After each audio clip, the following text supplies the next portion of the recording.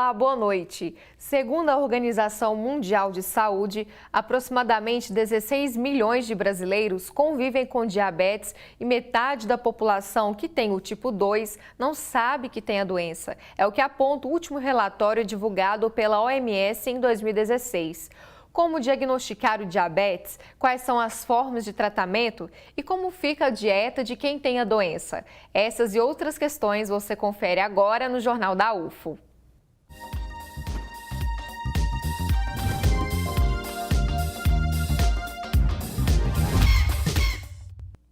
Contar a quantidade de carboidratos que tem em cada alimento é uma dica para ajudar pacientes com diabetes. Entenda o porquê. A relação entre diabetes e alimentação é bem próxima. Quem tem a doença precisa ficar de olho no que come, principalmente na quantidade de carboidratos. O carboidrato, ele é o nutriente que mais influencia na glicose.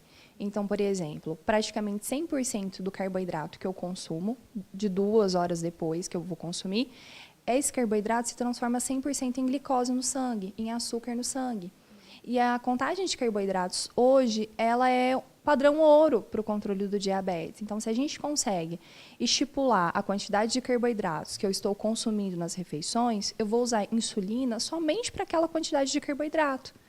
Então, eu conto os carboidratos porque é o que mais influencia na glicose. No início, fazer a contagem pode dar trabalho mesmo, mas olha só, tem até uma colinha para ajudar. No site da Sociedade Brasileira de Diabetes existe um manual de contagem de carboidratos e tem até aplicativo. A nutricionista explica que contar a quantidade de carboidratos ingeridos dá mais liberdade ao paciente. O paciente nem sempre ele vai comer a mesma quantidade todos os dias. Então, o dia que o paciente ele quer sair da rotina, quer comer, por exemplo, um sanduíche, uma pizza, uma esfirra, né?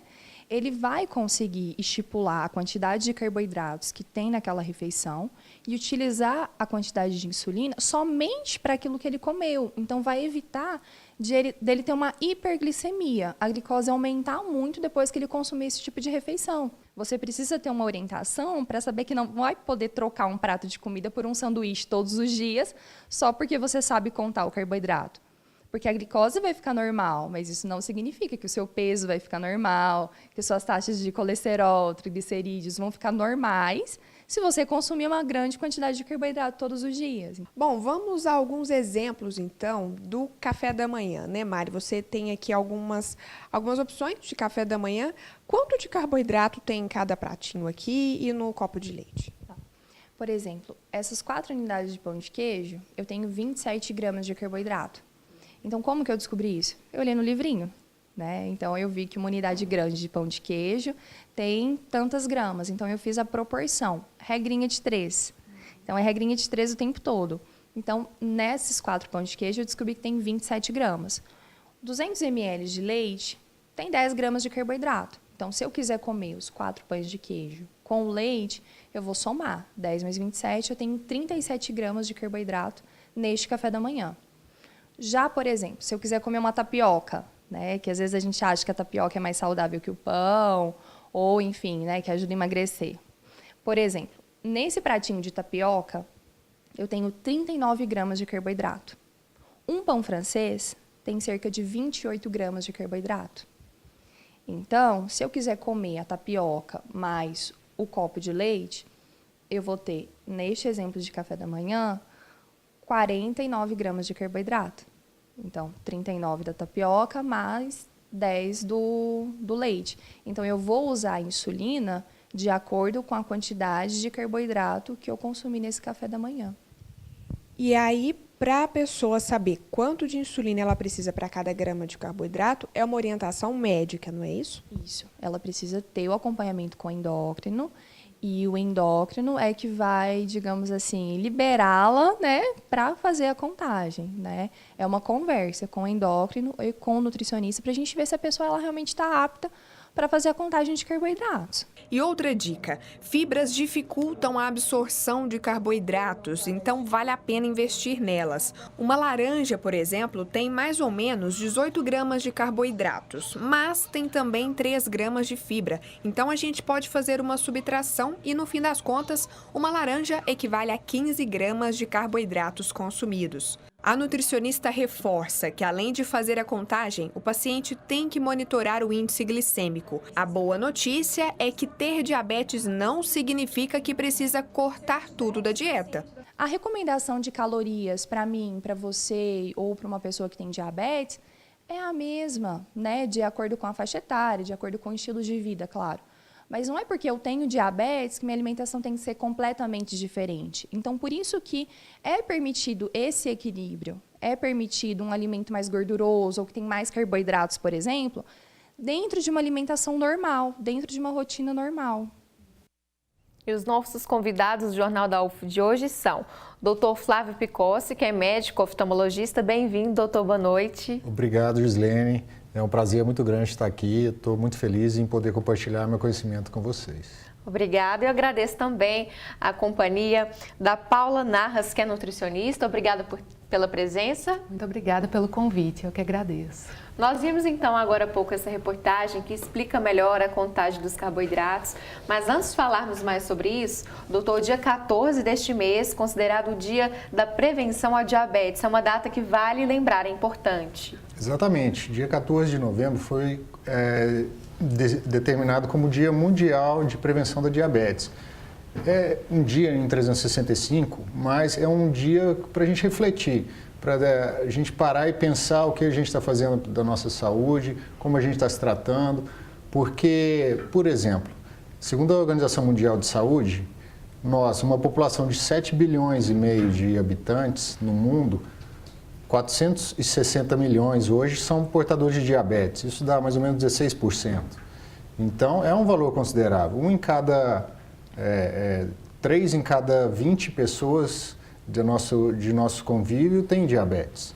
Então, é muito importante, a gente tem que se sensibilizar com essa data, pararmos, pensarmos, refletirmos o que a gente está fazendo da nossa vida, nossa rotina, nossa saúde, o que a gente está se alimentando, para procurar ter uma vida melhor e evitar que a gente desenvolva essa doença que pode ser muito comum, mas é uma doença que traz um prejuízo financeiro muito grande para a sociedade, incapacita muitas pessoas e eu acho que vale a pena, esse tema é muito importante, vamos discutir bastante hoje. Certo. E Paula, nós vimos então na reportagem, essa forma de contar carboidratos pode ser realmente útil no dia a dia do paciente que tem a doença?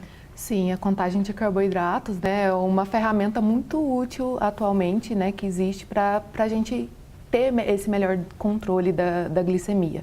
Principalmente para aqueles diabéticos tipo 1, né, que nem todos do tipo 2 fazem a utilização da insulinoterapia, né, mas é importante também para o diabetes tipo 2, mas principalmente para o tipo 1, já que essa pessoa depende da insulinoterapia, né, e aí a partir de uma lógica correta entre alimentação adequada junto com horário e tipos de insulina, né, faz um benefício muito grande para o paciente.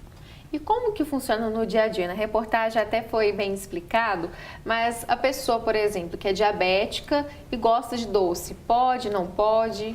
Bom, isso é um tabu muito grande, né, que acontece. É claro que a pessoa diabética, ela tem alterado o nível de glicose no sangue, mas em relação a termos de conduta nutricional, ela parece muito com uma pessoa normal, com uma pessoa saudável, né?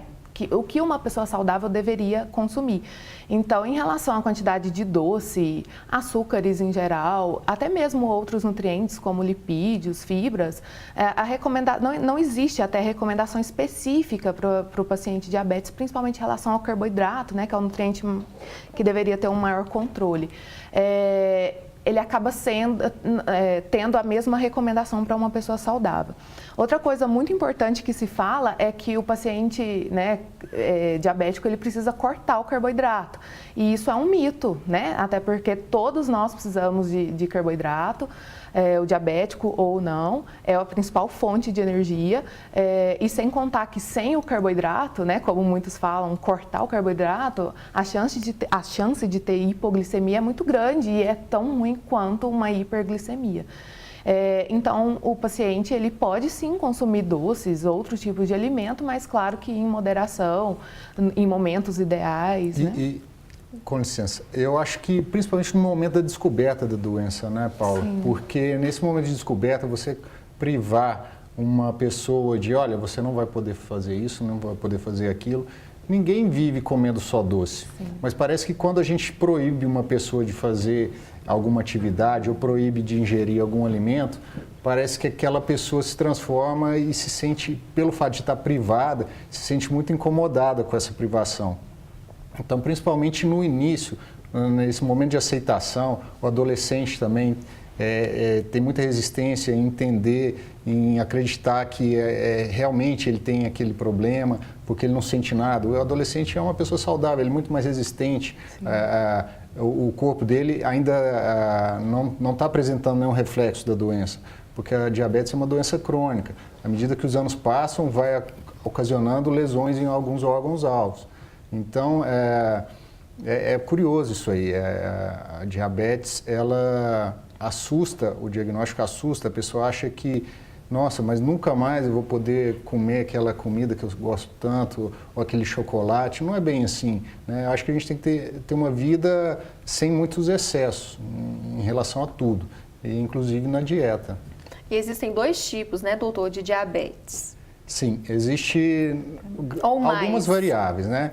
Basicamente, existem o paciente insulino dependente, que é o diabético tipo 1, aquele paciente que nasce e nos poucos anos de vida já começa a despertar algumas alterações e aí conforme se analisa alguns dados, vê a glicemia daquele paciente, descobre-se que o pâncreas dele não funciona bem, porque é o pâncreas que produz a insulina. A insulina é uma substância que faz com que a glicose presente nos alimentos seja captada para dentro da célula. Sem a insulina, essa glicose não é absorvida. É como se a gente comesse, mas o nutriente não entrasse para dentro das nossas células. Então, esse é o diabético tipo 1. É o paciente que vai precisar dessa insulina porque o pâncreas não tem essa capacidade de fornecer essa insulina.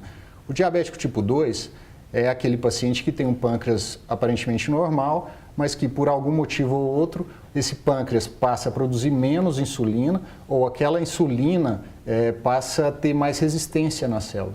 Então, da mesma maneira, aquela glicose não entra dentro da célula. Mas são essas variáveis. E aí, dependendo de uma ou de outra, por exemplo, o diabético tipo 1, por ele nascer e logo apresentar essa falta da insulina, eu como oftalmologista, eu vou explicar um pouco mais em relação aos olhos, mas um paciente diabético tipo 1, durante a infância não vai ter nenhuma repercussão clínica um paciente desse. Ele vai conseguir controlar a diabetes, vai ser acompanhado pelo endócrino, pelo nutricionista. Sempre uma equipe multidisciplinar, né? Não é um profissional só que vai resolver aquele paciente e não é um momento só, não é uma consulta só e vai estar tudo bem, até nunca mais. É algo que o paciente tem que entender que aquilo ali vai ser um processo que vai desenrolar pelo resto da vida. Então, esse paciente diabético tipo 1, na primeira infância, ele vai ter uma vida normal, às vezes vai ter aquele momento de rebeldia, que ele não vai estar a fim de seguir a dieta, vai sofrer uma descompensação, mas que vai ser controlado porque é um paciente jovem. Mas todo paciente diabético tipo 1, por exemplo, com 20 anos de doença, ele já vai ter alguma repercussão oftalmológica. Essa repercussão oftalmológica nem sempre é baixa de visão. É alguma pequena alteração anatômica que a gente consegue identificar no fundo de olho, num exame oftalmológico de rotina, mas que não há essa repercussão. O diabético tipo 2, não, é um diabético que geralmente ele começa a desenvolver na idade adulta essa diabetes, então já é um corpo que, digamos assim, ele já tem um certo tempo de vida e já está discretamente mais fragilizado, né? Então, o diabético tipo 2, ele, apesar de ser uma doença menos agressiva que a tipo 1, mas o paciente também já é um paciente mais resistente, porque se você nasce com um problema, é muito mais fácil você conviver com esse problema do que você adquirir esse problema na idade adulta e tentar aceitar esse problema. Para o diabético tipo 2 é complicado isso. Daqui a pouco, então, a gente vai entrar mais a fundo nessa questão do diabético tipo 2, tá certo? Sim, ok. Acontece amanhã na UFO o simpósio regional SOS Mulher e Família. A repórter Letícia Brito traz mais informações. Esta é a 4ª edição do evento que acontece aqui em Uberlândia. Para ter mais informações, eu converso com a Cláudia Guerra, que é presidente da ONG SOS Mulher e Família. Cláudia, bom, para começar, qual é a discussão, qual o tema desse ano? Nesse 4º evento do Simpósio Regional SOS Mulher e Família, nós vamos trabalhar com a rede de enfrentamento à violência e os vários olhares sobre os atendimentos. Então, na mesa de abertura, agora no período da tarde, a gente vai trabalhar com a Delegacia de Mulheres, com o Centro Integrado da Mulher, a ONG SOS Mulher e Família, o Ministério Público, o Judiciário, a Casa Abrigo Travessia, para mulheres em risco de morte junto com seus filhos menores de idade poderem ir. E aí eles falarem dos desafios e possibilidades a serem enfrentadas para a gente minimizar essa violência conjugal, doméstica e de gênero. O Brasil está em 5º lugar no ranking mundial em feminicídios, portanto, mais que urgente trabalharmos com isso. E num segundo momento, depois dessa mesa de abertura, nós iremos para os grupos temáticos. Então tem um GT voltado para mulheres vítimas de violência, outro para crianças e adolescentes, como o desdobramento dessa violência sempre impacta a família toda e todo mundo perde, e outro com autores de violência. E a partir deles, recomendações para que a gente melhore as políticas públicas, projetos de lei na cidade de Uberlândia e na região, de modo a minimizar a via crucis, a rota crítica, essa violência que não é só física, mas é física, sexual, psicológica, emocional e patrimonial. E é preciso meter a colher nessa violência, sim, e roupa suja se lava no espaço público, buscando ajuda nos órgãos governamentais ou não governamentais. E quem pode participar desse debate? Como participar? É aberto a toda a comunidade, as pessoas podem se inscrever ou ligar na ONG SOS Mulher e Família 32157862. Existe uma taxa de inscrição beneficente e opcional, mas a gente quer muito que as pessoas estejam conosco porque elas têm potencial multiplicador em ajudar a minimizar esses problemas. Muito obrigada pelas informações. Lembrando que o evento começa às 13h e vai até 17h30 no auditório do Bloco 3C, da Universidade Federal de Uberlândia, campus Santa Mônica.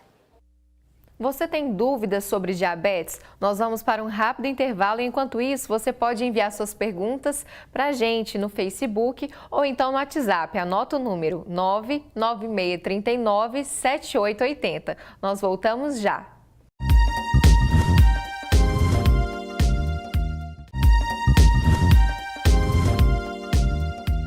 O Jornal da UF está de volta e agora vamos conferir a previsão do tempo.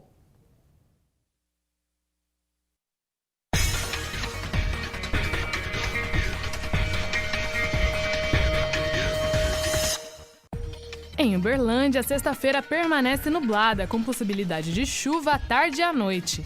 Mínima de 19 e máxima de 27 graus. Em Patos de Minas, o dia também fica nublado, com pancadas de chuva ao longo do dia. A máxima é de 27 e a mínima 19 graus. Em Monte Carmelo, o céu também fica encoberto por nuvens e a chuva permanece à tarde e à noite. A mínima fica 18 graus e a máxima 28. Sexta-feira chuvosa em Ituiutaba. Temperaturas variam entre 20 e 30 graus. Em Rio Paranaíba chove o dia todo e a sexta fica mais fria, com mínima de 16 graus. A máxima pode chegar a 26. Você vai conhecer agora um pouco da história do Tom. Ele foi diagnosticado com diabetes tipo 1 aos 22 anos de idade. Procurou ajuda médica e iniciou o tratamento, mas ele não se deixou abalar. Ao ter dificuldade em encontrar informações sobre a doença, descobriu uma forma de ajudar outros diabéticos pelas mídias sociais. Eu passei por várias etapas, né?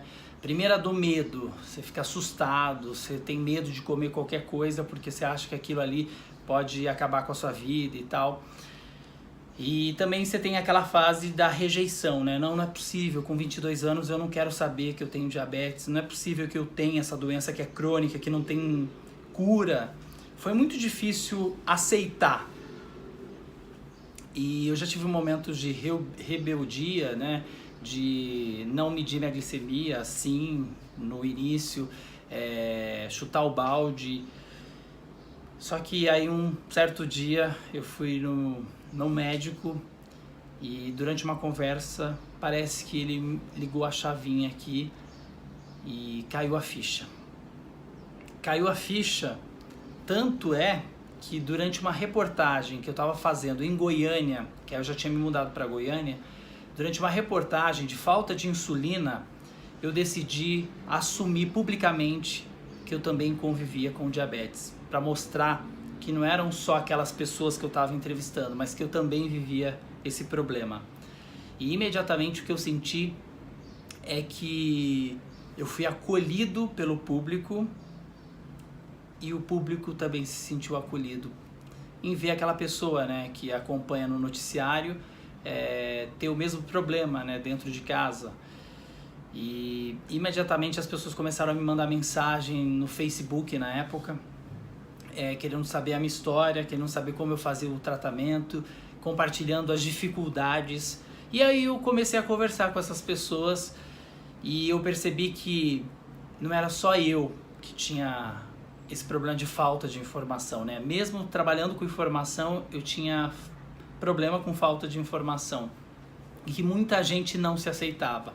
Quando eu falei publicamente que eu era diabético durante a reportagem, foi libertador. Parece que eu tinha tirado um peso assim, ó, das minhas costas. E desde então eu comecei a falar sobre diabetes nas redes sociais, aos poucos, né? Porque confesso que eu tinha vergonha às vezes de falar, de assumir, eu não me sentia muito confortável, né? Mas se a minha ferramenta de trabalho é informação, por que não usar essa ferramenta para ajudar tanta gente que, assim como eu, convive com diabetes? E foi assim que nasceu o canal Um Diabético. Em novembro de 2017, eu tirei do papel um projeto que eu tinha de levar informação a quem precisa. Paula, explica pra gente, os produtos industrializados, por exemplo, das categorias Diet e Light, podem ser incluídos na dieta de quem tem diabetes ou não? Bom, hoje em dia no mercado a gente tem uma variedade de produtos, né? Não só esses específicos, mas é importante a gente saber qual que é a diferença entre eles, né? Então, produtos light são aqueles que têm uma redução em qualquer tipo de nutriente, né? Então, pode ser light em relação à caloria, em relação a açúcar, em relação a sódio. Esses produtos não são tão recomendados para pacientes diabéticos, caso eles queiram fazer o uso. O mais recomendado seria o diet, que é a isenção de algum nutriente também, não necessariamente somente açúcar, né? Então, nem todo o alimento diet, ele não tem açúcar, que é uma concepção que muitas pessoas acreditam. Então, eu preciso ver qual que é o nutriente que está sendo retirado, né, digamos assim, daquele produto. Mas uma coisa muito importante também é que esses produtos diet e light, né, eles tentam, é uma versão, né, do tradicional.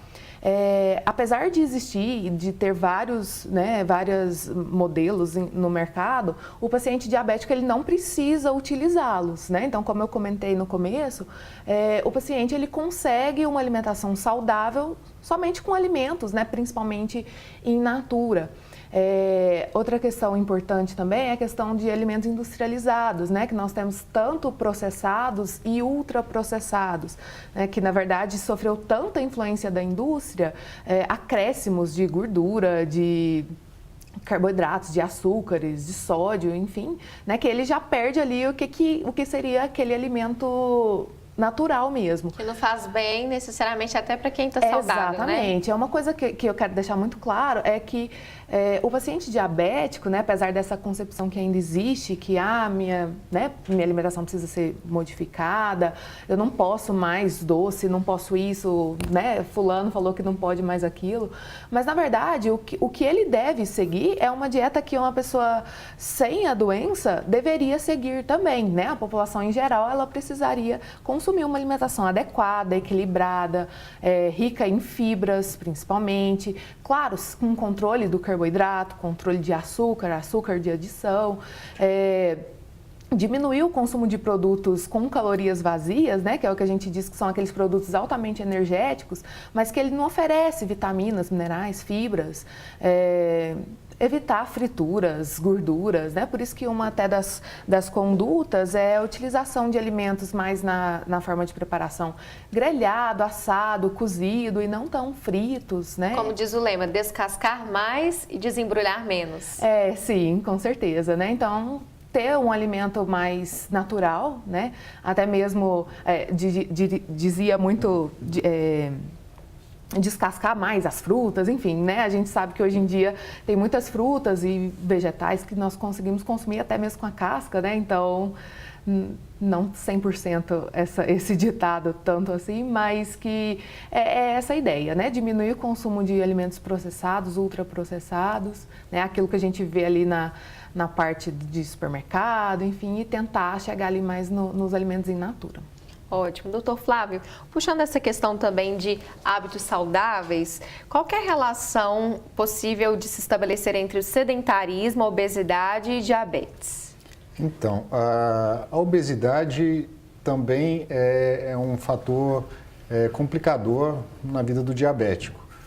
A redução na absorção da glicose pela insulina, a resistência insulínica no obeso, ela é maior. E além do que, por exemplo, a gente tem que entender o seguinte, a diabetes, ela afeta pequenos e microvasos. Esses pequenos vasos, eles estão nos rins, estão no coração, no cérebro, na retina dos olhos. Então, são locais onde esses pequenos vasos, eles são hipertrofiados por causa desse excesso de glicose circulante, causa uma hipertrofia do interior desses vasos. Esses vasos, acontece um estreitamento deles, diminui a quantidade de oxigênio que irá passar por esse vaso e vai diminuir a irrigação desse órgão-alvo. Então, no obeso, isso é pior, junto com um excesso de colesterol. Então, já começa a haver acúmulo de placas de ateroma nesses vasos, junto com essa hipertrofia, essa isquemia vai ser muito mais acelerada.